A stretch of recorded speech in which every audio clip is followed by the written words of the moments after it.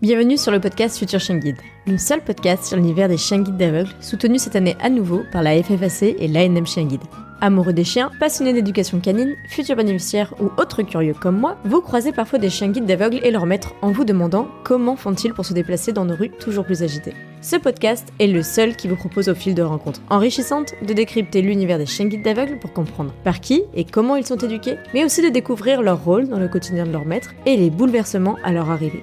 Je m'appelle Estelle et je suis passionnée depuis toujours par les chiens guides d'aveugles et bénévole pour cette cause à Paris depuis des années. Persuadée que l'univers des chiens guides d'aveugles mérite d'être mieux connu, je vous partage dans ce podcast les échanges que j'aurais tout à fait pu avoir en face à face autour d'un verre avec mon invité. Dans ce nouvel épisode, je vous présente Eric, qui est lui-même déficient visuel et famille d'accueil pour les chiens guides de Paris. Malvoyant léger depuis tout jeune, Eric s'est beaucoup investi pour cette cause et a notamment créé l'association Act2See pour financer entre autres l'avancement de nouvelles recherches. C'est dans la suite de cet engagement qu'il décide ainsi d'aller plus loin en devenant lui-même famille d'accueil d'un futur chien guide. Mais comment combiner malvoyance et socialisation ? Et quels sont les avantages et les inconvénients ? Eric revient pour nous sur son aventure de famille d'accueil tout en continuant malgré lui à perdre la vue. Il nous raconte aussi quelle place particulière cette mission lui donne au sein de l'univers des chiens guides d'aveugles habituellement plutôt binaire, avec d'un côté les bénévoles et de l'autre les déficients visuels. Enfin, il nous explique la suite de son projet, autant côté bénévole que bénéficiaire. Et maintenant, place à l'épisode.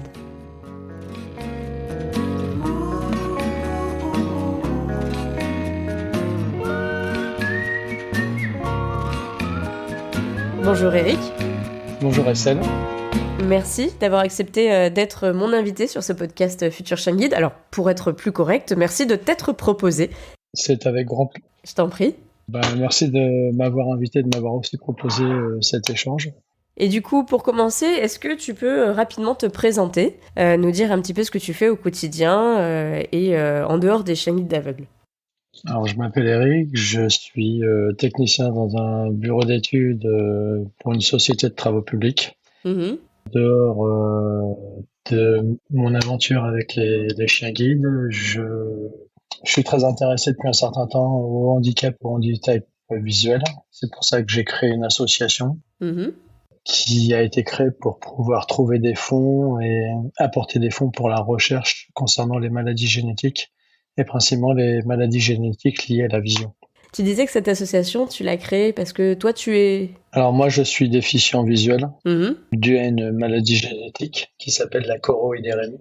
Donc c'est une maladie génétique qui est transmise par les femmes et développée par les hommes, et qui amène à une réduction du champ visuel et à la cécité vers l'âge de 55 ans. Les statistiques disent qu'à 55 ans, j'aurai une canne blanche et je serai aveugle.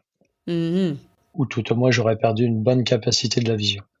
Et donc aujourd'hui, donc tu sais que malheureusement ça va arriver, ça a été diagnostiqué. Tu as déjà un champ visuel qui se restreint progressivement ? Alors, depuis l'âge de 6 ans, le champ visuel est restreint. Mmh. Il y a 1 an, il a beaucoup plus évolué et donc j'ai perdu une bonne partie de la vision sur l'œil gauche, ce qui m'a obligé à arrêter de conduire, à arrêter de conduire moto et voiture sur route ouverte. Ça m'a permis aussi de rebondir et de m'investir dans d'autres projets qui sont principalement l'association et les élèves de chiens guides. Et l'association, justement, donc tu l'as créée il y a 1 an. Oui. Tu peux nous redire son nom ? Act2See. Et donc, ton lien avec les chiens guides d'aveugles, on va en parler. Aujourd'hui, tu es famille d'accueil pour les chiens guides d'aveugles, mais comment tu as découvert ? Est-ce que tu es sensibilisé depuis le début de ta perte de vision, ou est-ce que c'est quelque chose que tu as découvert plutôt sur le tard ? Alors, je suis sensibilisé depuis un certain temps à ce genre de choses, puisque moi-même, déjà, je me projetais dans cette position-là. Mmh. Après, le fait de me proposer, de me présenter en tant que famille d'accueil avec ma femme et ma fille, ça a été déjà une aventure familiale. Mmh. Ça a été un projet familial, puisque l'investissement en tant que famille d'accueil est certes important au niveau professionnel mais personnel. Mmh. Donc ça a été dans cette dynamique-là qu'on l'a fait tous les trois, tous ensemble. Mmh. Une fois que j'ai eu l'accord de mon employeur, qui a demandé ça a demandé un certain temps, non pas au niveau de mon employeur, mais au niveau de l'école. Parce qu'au début, j'étais exclu de famille d'accueil du fait que j'habitais au 3e étage sans ascenseur. C'était une des conditions à l'école de chien guide de Paris. Donc c'était par rapport aux critères de l'école. Voilà. Et ensuite, donc le dossier a été déposé en 2020 et on est passé famille d'accueil en 2022. Donc entre-temps, il y a eu des évolutions au niveau des restrictions, on va dire. Mhm. Et on a pu devenir famille d'accueil un peu par hasard. Parce qu'au bout de 2 ans, on s'était dit, bon, bah, on sera jamais famille d'accueil. Uh-huh. Puis un jour, on a reçu un coup de téléphone de l'école de chien guide qui nous disait, bah voilà, on a un petit chiot, il est rentré dans une famille d'accueil, mais il en est ressorti très rapidement parce que la personne l'a gardé une journée. Ok. Donc, est-ce que vous êtes prêt à devenir famille d'accueil et à accepter et à recevoir le petit chiot qui s'appelle Tantor, qui a bien grandi maintenant? Bah, du jour au lendemain, je me rappellerai bien parce que c'était 2 jours avant l'anniversaire de ma fille. Mhm. Donc moi, j'ai revalidé auprès de mon entreprise. J'ai revalidé auprès de mon épouse pour savoir si elle était toujours d'accord. Mhm. Et ensuite, on a reçu Tantor à la maison la veille de l'anniversaire de ma fille. Donc le jour où ma fille est rentrée de l'école et que je lui ai dit qu'il y avait un chiot à la maison, je pense que c'était le plus beau jour de sa vie. Puis voilà, c'est comme ça qu'on a commencé l'aventure avec Tantor et l'école. Elle a quel âge ta fille? 11 ans. Ah oui, donc ça a dû lui faire une sacrée surprise. Oui, c'était une très belle surprise. Elle l'attendait depuis un certain temps. Bon, elle a patienté, mais elle a eu son chien à la maison. Donc c'était vraiment très, très sympa en fait. Et il était déjà dit dès le début du projet que ce serait toi qui serais responsable du chiot, principalement dans la famille? Oui, parce que c'était moi qui avais fait les demandes auprès de mon employeur. Donc, oui, c'était moi le référent de Tantor. Ok. Après, ma femme et ma fille le font travailler, mais c'est bon. Ok, donc tu l'as au quotidien. D'ailleurs, on le voit, Tantor a quand même une page LinkedIn, il faut le dire. Oui, oui. Comment tu l'appelles la page LinkedIn? C'est la page un super-héros nommé Tantor. Et sur laquelle tu partages du coup les aventures de Tantor, notamment au sein de ton entreprise? Oui, alors je partage les aventures au sein de mon entreprise, je partage les aventures lors de ses stages à l'école de chien guide, lors aussi de ses aventures médicales parce qu'il a été opéré d'une hanche Mhm. et lors de ses week-ends et de ses moments de repos. Ouais, c'est chouette de pouvoir le suivre. Alors la page s'appelle Tantor élève chien guide super-héros. Donc, je vous encourage tous à aller suivre la page de Tantor sur LinkedIn. Et c'est vrai que, donc, quand tu as découvert un peu tout ça, toi, tu as été sensibilisé. Je sais pas si tu prévois d'avoir un chien guide un jour, même si on le souhaite à personne. Ça peut être une aide dans le cas où ta vision baisserait encore plus. Mais toi, comment tu te positionnes en tant que déficient visuel et en même temps famille d'accueil? Est-ce qu'il y a des choses que tu vis particulièrement, on va dire? Disons qu'il y a des avantages et des inconvénients dans les deux cas. Mhm. En fait, ça a été un peu particulier parce que lorsqu'on a commencé à voir Tantor, j'avais encore une acuité qui me permettait de me déplacer de manière assez sereine. Mhm. Là, ça fait quasiment 1 an que Tantor est avec nous. Mon acuité sur l'œil gauche a baissé, Mhm. ce qui me pose des fois certains problèmes et certains doutes par rapport à mes déplacements. C'est pour ça que j'ai commencé à prendre des cours de locomotion avec une canne blanche. Mhm. Mais ça a plus été une aide en fait pour moi d'avoir Tantor, parce qu'à certains moments, lui sait où il va et moi je le suis. D'accord. Donc en fait, il joue un peu le rôle de ton premier futur chien guide, mais en fait, vous vous aidez mutuellement, quoi. Exactement. Alors moi je l'aide parce que il doit acquérir certaines choses pour devenir un super-héros, donc un élève chien guide. Mhm. Et lui me permet de me guider dans des zones où à certains moments je n'ai plus une aussi bonne vision ou pas du tout de vision. Mhm. Et c'est très marrant parce que naturellement en fait il va le faire. Naturellement il va me montrer le bon chemin pour pouvoir rentrer chez moi en prenant le tramway par exemple. Oui, comme il le ferait avec une famille d'accueil qui aurait sa pleine vision. Est-ce que tu penses qu'il agit différemment ou en fait c'est juste les apprentissages qu'il répète, c'est bien ça? Alors je pense que c'est principalement les apprentissages. Après, est-ce qu'il agit déjà comme un élève chien guide? Je m'avancerai pas à dire ça, mais, mais il est sur la bonne voie, on va dire. Et du coup, tu disais qu'il y avait des inconvénients et des avantages. Alors, ces inconvénients, c'est que il y a certains moments où c'est plus lui que toi qui le guide, on va dire. Oui, exactement. Et puis, du côté des avantages, est-ce que le fait de toi te projeter dans une demande de chien guide, j'imagine un jour, fait que il y a des choses que tu auras peut-être découvert avant de faire toi-même la demande? De par mon parcours, je sais à peu près déjà comment obtenir un chien guide. Avant d'avoir un chien guide, il faut déjà maîtriser la canne blanche, Ouais. c'est-à-dire avoir des cours de locomotion. Si à la base on n'a pas ça, on peut pas avoir on peut pas avoir de chien guide. Ouais, ça on le dit toujours. Voilà. Imaginons le chien guide s'en va, il faut que le non-voyant puisse se débrouiller sans son chien et donc puisse utiliser une canne blanche pour se déplacer.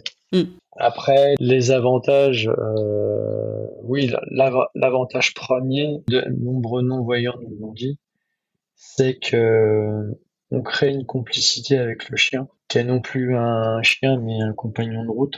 Et aussi, on ouvre une porte aux non-voyants vers la société, car ça amène un lien social énorme vis-à-vis des autres. Et tu le ressens déjà, toi, en tant que famille d'accueil, ce lien? Ah oui. Alors, la complicité entre Tantor et moi est somme toute importante. Elle est beaucoup plus que, par exemple, avec ma femme et ma fille. Disons qu'elle est différente. Et ce lien social avec les personnes extérieures est très rigolo parce que au tout début où je suis venu avec Tantor sur mon lieu de travail, les gens étaient surpris. Un petit chiot, c'est toujours très mignon, surtout un labrador. C'est une très bonne bouille. Et puis après, les gens même qui me connaissaient pas venaient vers moi, me disaient ah ce que vous faites c'est bien ou le jour où moi je me disais bah non là Tantor là je suis crevé, ça me demandait énormément de travail, je disais à ma femme non c'est pas possible, on va pas continuer, je vais le rendre parce que je vais pas pouvoir tenir un an. J'avais toujours quelqu'un qui me disait ah bah ce que vous faites c'est bien ou qui prenait 5 minutes avec moi, qui discutait, qui me reboostait en fait. Je pense que c'était les plus beaux cadeaux pendant toute l'année où j'ai eu Tantor. C'est d'avoir des petites tranches de vie de personnes que je connaissais pas qui venaient me voir et qui me disaient ah ce que vous faites c'est bien ou qui prenaient 5 minutes pour discuter avec moi et que je puisse raconter mon histoire. Et du coup, comment ça s'est passé dans ton entreprise? Est-ce que les gens savent ou savaient déjà que tu étais déficient visuel toi-même? Alors certaines personnes savaient que j'étais déficient visuel dans mon entreprise. Après, le fait d'avoir Tantor, ça m'a permis aussi de parler beaucoup plus de ma maladie et de la cécité de manière générale. Ouais. Toujours avec Tantor comme référent en fait. Donc c'est vrai que c'était souvent le sujet de conversation. Tu m'étonnes, ouais. Après, ce qui est très rigolo, c'est que en fait, les gens viennent dans le bureau, mais ils disent pas bonjour d'abord à Eric, ils disent d'abord bonjour à Ah Tantor. bah ça. Et ensuite Eric vient. La priorité est toujours Tantor. Oui, c'est toujours le chien qui passe avant nous, malheureusement. Voilà. Mais par contre, ce qui est très bien, c'est que ça apporte un lien social dans une entreprise. C'est entre guillemets la mascotte de l'entreprise. Et ça génère un bien-être et un état d'esprit qui est très particulier mais très agréable à voir. Et du coup, quand tu as eu Tantor en tant qu'élève chien guide, est-ce que ça a pas brouillé un peu les pistes? Les gens ont compris que ce serait pas forcément ton futur chien guide, mais que c'était un élève chien guide, parce que tu es famille d'accueil, tu n'es pas en train d'éduquer ton futur chien guide d'aveugle. Alors souvent les gens pensaient que c'était mon chien à la base, mon chien guide. D'accord. En me disant bon bah ma vue a diminué, j'ai eu un chien donc voilà. Après ce qui était rigolo c'est que même quand Tantor avait 3 ou 4 mois et qu'il était un petit chiot, on me disait ah bah c'est ton chien guide. Je dis non c'est pas un chien guide, c'est pas mon chien guide. C'est un élève chien guide que je suis en train d'éduquer avec ma femme et ma fille et on lui apprend certaines choses pour qu'il puisse devenir un chien guide pour un non-voyant. Donc c'est vrai que souvent les gens faisaient l'amalgame entre un élève chien guide et un chien guide. Oui, et puis surtout que il y a marqué élève chien guide, mais le mot élève, enfin ils lisent chien guide. Voilà, exactement. Le mot élève, c'est vrai que dans notre jargon, ça... Mais même moi, quand je dis futur chien guide, des fois les gens ils disent bah oui, mais du coup futur, enfin c'est un chien guide quoi. Oui, alors il y a un stade où il apprend, et il y a un stade où il guide. Voilà, c'est ça. Il y a un stade d'apprentissage avec la famille d'accueil. Il y a un stage d'apprentissage avec son éducateur. Entre le passage de la famille d'accueil et le passage de la formation avec l'éducateur, il y a un examen à passer, une certification. Ouais. Et une fois que la certification est obtenue par le chien, il rentre en éducation pendant 6 mois où là, il va vraiment être formé pour le handicap visuel, pour le malvoyant. Et au bout de ces 6 mois, il a un deuxième examen à passer s'il a réussi son examen, il sera donné gratuitement à un non-voyant et remis à un C'est non-voyant. ça, ce certificat d'aptitude à guider, qui est vraiment son diplôme, qui lui permet derrière d'être remis à un déficient visuel. Exactement. Aujourd'hui, on en est où d'ailleurs avec Tantor? Tu disais que ça fait 1 an qu'il est à tes côtés. Il est en stage, je crois, cette semaine. Oui, il est en stage 5 jours avec son éducateur Jonathan de l'école de chien guide de Paris. Mhm. Ça fait donc depuis le 30 avril 2022 que nous l'avons. On arrive fin février, sachant qu'entre-temps, il a été arrêté 6 semaines parce qu'il a été opéré de sa hanche. Oui. Donc je pense que nous pourrions envisager d'avoir Tantor encore avec nous jusqu'au mois d'avril, je pense, Mhm. avant qu'il puisse passer sa certification, sachant qu'on a encore quelques points à régler pour lui, pour qu'il puisse continuer l'aventure et apprendre encore plein d'autres choses. Donc c'est bientôt l'entrée en éducation. Il faut qu'il ait pour ça son certificat d'aptitude à l'entrée en éducation. Oui. Comment ça se passe? Comment tu envisages les choses de ton côté? Est-ce que c'était un coup d'un seul pour ta famille et puis maintenant tu fais ta demande de chien guide? Ou est-ce que tu t'envisages de continuer de reprendre un élève chien guide? Alors, on va déjà se prendre un peu dans le coup, parce que ça demande beaucoup de travail et c'est très prenant. Ouais. Par contre, avec ma femme, on envisage peut-être dans l'avenir d'en reprendre un autre. Ouais. Par contre, on le ferait de manière différente. C'est-à-dire que les référents, en fait, seraient ma femme et moi. Ouais. Les entreprises impliquées dans le process seraient l'entreprise de ma femme et mon entreprise. Ce qui permettrait, en fait, de répartir les temps avec Tantor et de répartir aussi les réunions et les sessions d'apprentissage qu'on a avec l'école de chien guide. Parce qu'en règle générale, on a en moyenne 2 sessions par mois. Et donc, c'est vrai que c'est une grosse charge de travail pour une personne tout seul.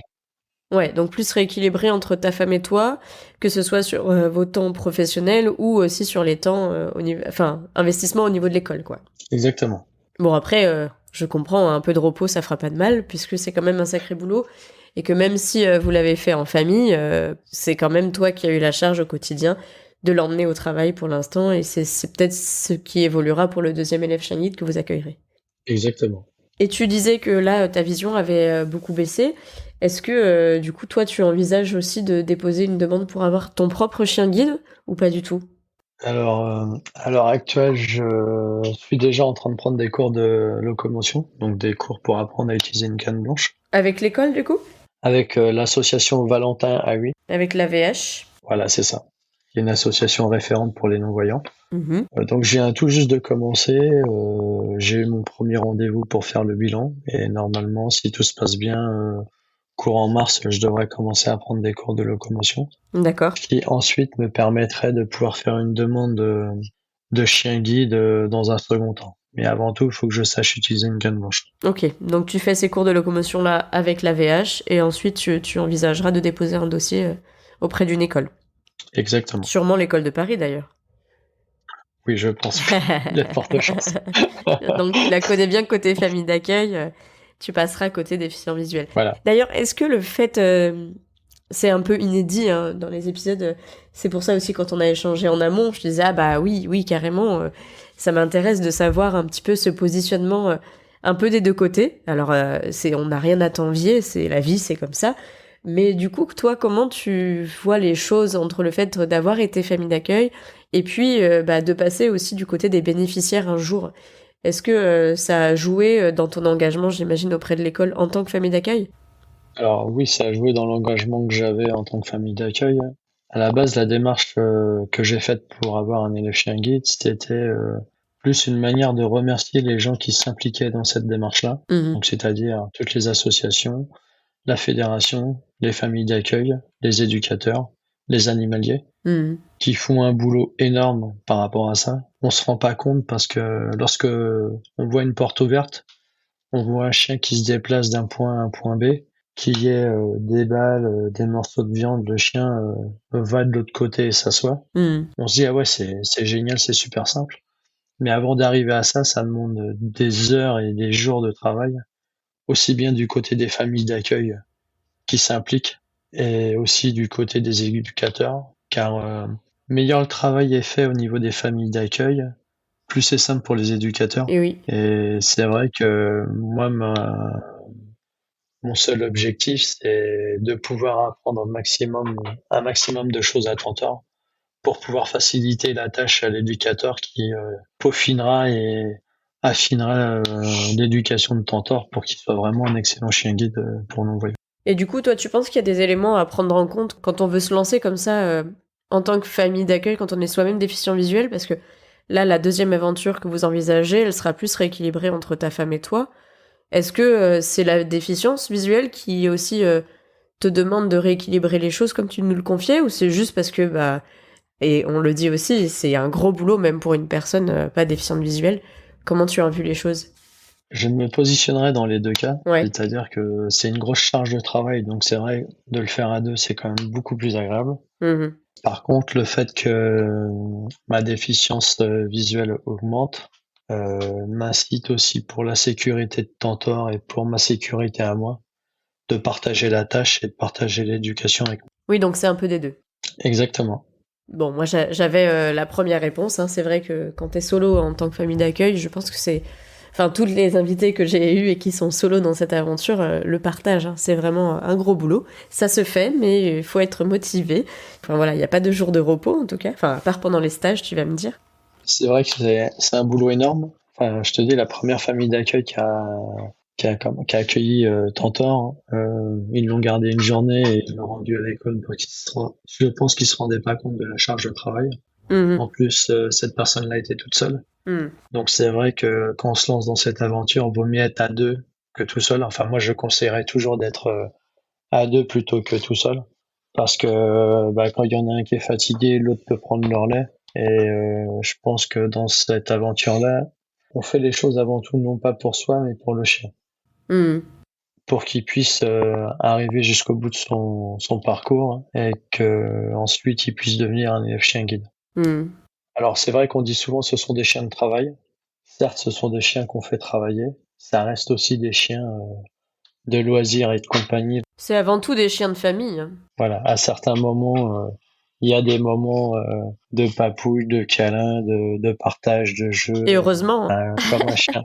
Exactement, comme un chien tout à fait normal. Sinon, je serais pas famille relais, moi. Voilà, mais c'est vrai que faut en avoir conscience. Oui.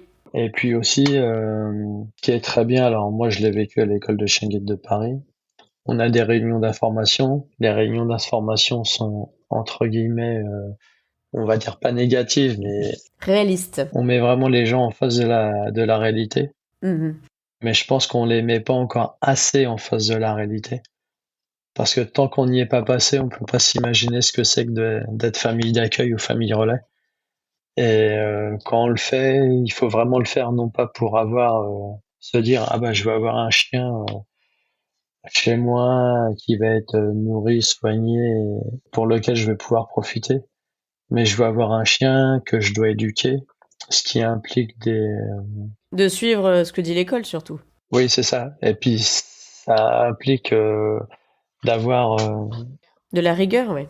de la rigueur et surtout on doit avoir des résultats auprès de l'école. Oui, c'est pas juste un chien que tu balades. Et ça, on le dit souvent sur le podcast. Tu investis d'une mission pour le former, pour qu'il devienne un futur très bon élève chien guide. Et donc, tu suis rigoureusement ce que te demande l'école. Voilà, c'est ça. Moi, je prends toujours l'exemple des besoins. Mhm. C'est vraiment tout bête, hein, mais au début, on me disait, Tantor doit faire les besoins dans le caniveau. Oui, très bien, pas de problème. Il fait les besoins dans le caniveau. Combien de pourcentage de réussite a-t-il pour ces caniveaux? Moi, au début, à la louche, je disais, bon, ouais, 70%, je pense que c'est pas mal. Mhm. Résultat des courses, Tantor, il est parti en stage avec son éducateur. Au bout d'une semaine, son éducateur m'a dit, les besoins au caniveau, c'était catastrophique. Ouais. Il faut reprendre les choses. Bon, d'accord, très bien. Donc là, je me suis retrouvé à faire, alors les gens vont rigoler en entendant ça, mais à faire un fichier Excel avec les dates du jour, avec le nombre de besoins à telle heure, à tel endroit, le pourcentage de réussite, faire des camemberts et puis dire à chaque réunion, ah bah voilà, Tantor, c'est bon.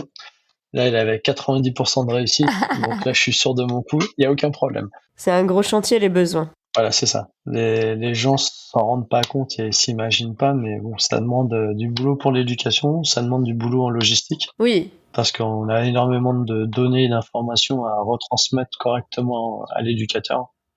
Mais par contre, c'est une super aventure. c'est sûr. C'est un lien unique entre le chien et entre le référent et la famille d'accueil. Mm. Donc ça, je pense que ça a pas de prix et ouais, tant qu'on l'a pas vécu, tant qu'on l'a pas ressenti au fond de soi, on a beau l'expliquer, mais je pense que les gens ont du mal à comprendre à quel point il y a un lien Mm. de fusion entre le chien et le référent, quoi. Mm. Enfin, en tout cas, pour ma part, c'est comme ça que je le vis. Et justement, est-ce qu'il y a quelque chose que tu as appris ou que tu as découvert dans cette aventure auprès des chiens guides d'aveugles et auprès de Tantor, même en étant déficient visuel, que tu n'avais pas forcément en tête? Le lien et la complicité qu'il y a entre le référent et le chien. Mm. On reçoit un chien à l'âge de 3 mois, on l'a, on va dire, on l'a 24 heures sur 24 avec soi. Mhm. Et il se crée un lien où il se crée une connexion, on va dire, entre le chien et le référent, qui fait que c'est un lien unique que j'ai jamais eu avec aucun chien, Mm. sachant que j'ai eu des chiens étant plus jeune. Mm. Ce lien magique et unique entre le chien et le référent qui est quelque chose de très fort en fait. Oui, et puis on est un peu 24-24 ensemble. Et en même temps, tu l'as au travail, tu l'as au quotidien à la maison. Et puis vous avez une complicité aussi dans le travail, justement. Puisque, comme tu le disais, il y a ces petites missions Oui, pour qu'en faire un bon futur chien guide. exactement. Oui, c'est un ressenti, une sensation bien particulière, mais très riche en tout cas. Enfin, pour ma part, enfin, c'était encore une sensation très riche. Mm. Et oui, ça reste que du bonheur, hein. Le fait de l'emmener un peu de partout aussi, hein. Alors ça, c'est une autre expérience, c'est de se dire j'ai un chien, mais je peux l'emmener n'importe où. Mm. Je me rappelle qu'on l'a emmené au théâtre pour voir un spectacle de ma fille. Et là, ce qui était très rigolo, c'est que Tantor s'est assis. Tout le temps, ma fille était sur scène. Mm. Et au moment où ma fille était plus sur scène, il s'est allongé, il s'est endormi. Il est resté calme. Et quand je suis sorti du théâtre avec ma femme et ma fille, ce qui était marrant, c'était de voir la tête des gens en se disant, ah, mais il y avait un chien parmi nous. Ouais. Mais on l'a pas entendu, il a pas fait un seul bruit. Je dis, bah non, ces chiens-là, ils doivent se faire discrets. Et au contraire, si on les entend pas ou si on est très surpris de voir un chien sortir du théâtre, ça prouve qu'on a réussi notre travail et Ouais. que le chien a réussi son boulot. Mm. Moi, ça m'arrive aussi quand j'allais au cinéma. Et c'est un peu la même chose. Après, on tombe aussi sur des gens qui par manque d'information, refusent que les chiens rentrent Mm. dans des supérettes ou à certains endroits, mais une fois qu'on communique et qu'on discute un peu avec ces gens-là, tout rentre dans l'ordre et en règle générale, les chiens rentrent partout, quoi. Oui, c'est vrai que c'est refus d'accès. Moi, ce que je dis, c'est que c'est pas grave s'il connaît pas l'exception. Une fois que je lui ai expliqué, qu'il me laisse rentrer. Je pars du principe que voilà, au moins il a appris quelque chose à la sécurité. Exactement, mais c'est exactement comme ça qu'il faut le voir. C'est un apprentissage pour tout le monde. Je me mets aussi à leur place. Des chiens comme ça, il y en a pas non plus des dizaines et des dizaines dans les rues. Mm. Donc oui, je pense que c'est un apprentissage. Faut savoir rester diplomate et puis voilà. Après, tout rentre dans l'ordre. Ouais, la pédagogie, comme on dit, ça fait partie des choses très importantes, que ce soit auprès des agents de sécu ou des gens dans le métro, je sais, ou ce genre de choses. Ouais, Des gens qui arrivent avec les mains pour caresser le chien. Un peu trop vif. exactement, exactement. Oui, oui. On a ce genre enfin, non, c'est pas un problème. Mais après, De réaction. on va dire que c'est aussi de l'éducation. Ouais. C'est de l'éducation à avoir. C'est comme quand on est à son travail, bon bah faut essayer de faire en sorte que le chien soit pas trop caressé non plus, même si c'est très compliqué et que la plupart des gens viennent faire une petite caresse, un petit bonjour à Tantor. Donc voilà, ça se passe bien, mais faut pas non plus que ça soit toutes Mm. les 5 minutes. Ouais, je raconte souvent l'anecdote. Mon conjoint, c'est vrai que quand il était en open space et qu'il avait les élèves en famille relais, pareil, on se partageait les journées. Et au début, en fait, bah, tous les collègues, ils venaient un peu n'importe quand caresser le chien. Et mon conjoint, je crois que les premiers jours, il m'a dit non, mais c'est pas possible, en fait, je peux plus travailler. Et donc, on a dû un peu recadrer les choses avec ses collègues en disant, bah, quand Clément travaille, il travaille, et c'est pas la peine de venir caresser le chien. Et puis parfois il prend des pauses, et là c'est aussi les pauses pour venir caresser le chien. Mais sinon, en effet, au début l'expérience était un peu perturbante parce que en même temps, les gens sont hyper bienveillants. C'est ça. Mais bon, quand il y en a 10 qui sont bienveillants sur 1 heure, 10 fois 10 interruptions en 1 heure, quand on veut travailler, ça aide pas trop à avancer, quoi. C'est compliqué, oui. Mais bon. Après, c'est une période de 15 jours, je dirais, le temps que les gens s'habituent à avoir un chien dans l'entreprise. Et puis voilà, après, tout rentre dans l'ordre. En règle générale, tout se passe bien derrière. Oui, et puis quand on a des relais, il faut le dire le premier jour, et même si c'est pour 2 jours, au moins c'est gagné pour le deuxième jour. Exactement, exactement. Mais bon, après, c'est vrai que les gens prennent vite le pli, Oui. viennent dire bonjour à Tantor, et puis après, derrière, chacun retourne à ses tâches et chacun retourne à son poste pour travailler et avancer. Oui, oui. Après, c'est des moments, c'est souvent on vient voir Tantor, je sors d'une réunion compliquée, il y a eu un peu de tension, je viens faire une petite caresse à Tantor, et puis je repars, ça va mieux. Donc il fait du bien à tout le monde, en Ouais, fait. il fait un peu de la médiation. C'est exactement ça. Et c'est vrai que ça, c'est rigolo de voir ça.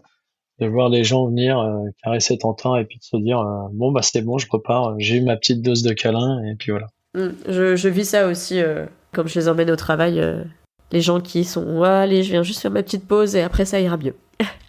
Ouais, c'est ça. Mais c'est très marrant de voir les réactions des personnes se trouvant dans l'entreprise.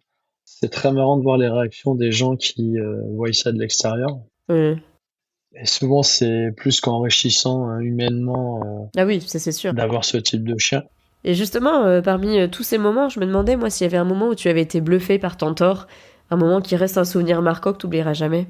Alors, le moment qui m'a le plus marqué avec Tantor à ce jour-là, c'est je sortais de mon bureau, il faisait nuit, et par principe, je voulais prendre un chemin qu'il n'avait pas l'habitude de prendre. Et là, il m'a tiré sur le côté gauche, et ensuite il m'a retiré sur le côté droit, et il s'est assis au passage piéton pour me dire, là, il y a un passage piéton. Et ça m'a marqué parce qu'en fait, je faisais rien je lui donnais aucun ordre, il a tout fait de manière automatique. La première chose que j'ai dit à ma femme en rentrant le soir, c'est, tu vas pas me croire ce qu'a fait Tantor, et je lui ai raconté l'histoire. Et c'est vrai que ça m'a marqué. Alors après, le lendemain, j'ai fait le test volontairement en le mettant en défaut, et il a refait la même chose. Donc je me suis dit, tout ce qu'il a appris, ça commence. Donc il avait capté le chemin pour rentrer. Voilà. Il sait quel chemin prendre, il sait par où passer, et voilà. Donc ça, ouais, c'est ce qui m'a le plus frappé. Ce qui t'a le plus marqué, en tout cas. Oui. Et tu parlais des collègues et des rencontres que tu faisais un peu dans le cadre de l'entreprise, mais est-ce qu'il y a une ou plusieurs rencontres que tu as faites, en entreprise ou non, que tu n'aurais jamais fait en l'absence de Tantor? Oui, il y a eu 2 personnes sur mon lieu de travail que j'ai rencontrées, que je n'aurais jamais rencontrées si Tantor n'avait pas été là. La première, c'est une personne qui est un élève chien guide de l'école de Paris, chez elle. On n'aurait pas échangé, elle aurait pas vu le dossard, on n'aurait jamais discuté et pris le temps d'échanger sur l'école un petit quart d'heure dans la journée. Cette première dame, elle n'a pas le chiot au bureau, et tu savais pas qu'elle était famille d'accueil? Alors non, je savais pas qu'elle était famille d'accueil, je savais pas qu'elle avait un chiot qui est devenu un chien maintenant de l'école de chien guide de Paris. En fait, c'est un chien qui a été réformé pour X raisons, mais qui a été réformé et qui est devenu un chien entre guillemets de démonstration lors des événements de l'école de chien guide de Paris. Donc elle continue à l'entraîner, à l'éduquer. Ok. Et le jour des portes ouvertes, elle vient avec son chien pour présenter ce que peuvent faire ce type de chien. Ok. Oui, donc t'aurais jamais su si vous aviez pas discuté. Exactement. Non, ça déjà, je l'aurais jamais rencontrée parce qu'elle travaille dans un autre immeuble et dans une autre société que la mienne. Et je vois pas pourquoi j'aurais pu la rencontrer. Donc c'est vrai que ça a été un vecteur de rencontre. Le fait d'avoir Tantor avec moi, qui a été très riche et très rigolo aussi à certains moments. Et la seconde personne, du coup? La seconde personne, c'est une personne qui travaille dans le même bâtiment que moi, que j'avais rencontré au tout début de mon arrivée avec Tantor. Donc Tantor avait 3 mois. En fait, elle est entre guillemets tombée amoureuse de Tantor parce qu'elle l'a trouvé très mignon. Mhm. Donc on a pas mal discuté, pas mal échangé tout de suite sur sur Tantor. Et puis comme elle avait vu le gilet bleu et jaune, donc elle me demandait des informations sur l'école. Et à chaque fois qu'elle me voyait, qu'elle soit à pied ou en voiture, elle s'arrêtait, même des fois s'arrêtait carrément sur la route, en me demandant des nouvelles de Tantor, savoir comment ça allait, quand il a été en convalescence, comment il allait. Mhm. Donc c'est vrai que c'était très marrant à voir. En fait, les gens s'arrêtaient et venaient vers moi plus pour avoir des nouvelles de Tantor et savoir comment ça allait, plutôt que de vouloir vraiment échanger avec moi. Mais j'ai toujours préféré que ça se passe comme ça, en fait. Je demandais pas ce que les gens viennent me voir pour moi, mais je trouvais plus sympa de venir me voir pour avoir des nouvelles de Tantor ou pour caresser Tantor 5 minutes. Mhm. Voilà, c'était ça qui était très riche, en fait. Ou d'avoir des gens qui passent comme ça furtivement et puis disent ah ce que vous faites c'est bien ou bravo et puis qui s'en allaient, qui s'arrêtaient même pas, mais Mhm. juste le petit mot qu'il fallait au bon moment pour dire bon bah ce qu'on fait c'est bien et on continue quoi. C'est ce que me racontait Marie dans l'épisode 55, là, le mois dernier. Elle me disait justement que bah, être famille d'accueil, en fait, c'est un engagement fédérateur parce que elle, pour le coup, elle est famille d'accueil en solo. Mais finalement, tout le quartier était derrière elle, même si les gens eux-mêmes ne l'auraient pas forcément fait cet engagement Voilà, c'est ça. par eux-mêmes. Bah, en fait, ils étaient derrière elle à demander tout le temps des nouvelles, à dire alors, elle en est où, Tika, Sun, etc. C'est pour ça qu'après moi derrière ce que j'avais fait c'est que j'avais fait une page LinkedIn Hmm. pour pouvoir communiquer sur les petites aventures de Tantor dans l'entreprise et à l'extérieur de l'entreprise Hmm. parce que je trouvais ça sympa et puis on avait des collaborateurs qui se trouvaient en province et je me disais bah je vois pas pourquoi ils auraient pas de nouvelles de Tantor ou pas de photos, donc c'était le moyen pour faire parler de Tantor, pour donner des nouvelles à tout le monde et pour faire parler de l'école, ce qui aussi pourrait peut-être permettre de donner envie à certaines personnes d'être famille d'accueil. Hmm.